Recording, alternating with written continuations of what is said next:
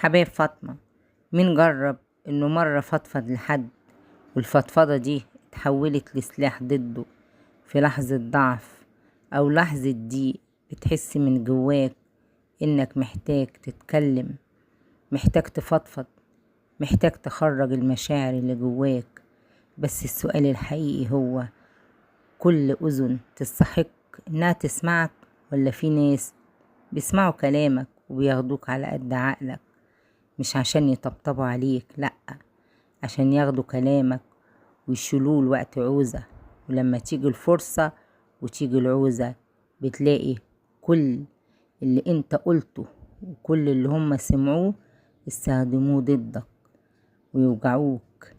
ليه في ناس بتلبس لك قناع الهدوء والعقل والتفاهم والحب والمودة، لكن جوه قلوبهم سودة، جوه قلوبهم سواد، لانهم ما بيحاولوش يشوفوا غير عيوبك.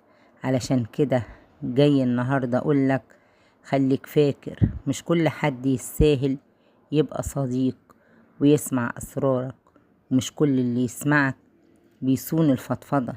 مش كل ضعف، لكن الفضفضة في المكان الغلط هي اللي ضعف وفضيحة مؤجلة لوقت معين. نصيحتي ليك، ورقة وقلم وفضفض فيها براحتك. خرج كل اللي جواك، كل اللي عايز تقوله.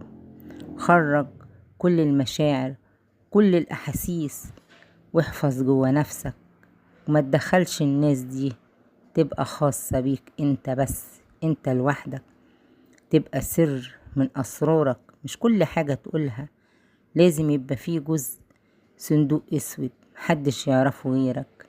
وفي النهاية اسأل نفسك، الكلام اللي جواك لو قلته ينفع تقوله، ولا هيتحسب عليك في يوم من الأيام ويكسرك في يوم من الأيام الدنيا تحط عليك؟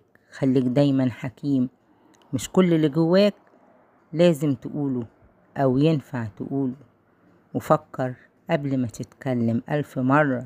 شوف اللي قدامك فعلا بيحبك وهيصون سرك وهيصون فضفضتك، ولا هيقلب الترابيزة عليك في يوم من الأيام. فضفض مع نفسك في ورقة وقلم، ومش كل حاجة تقولها. وصلي على الحبيب قلبك يطيب.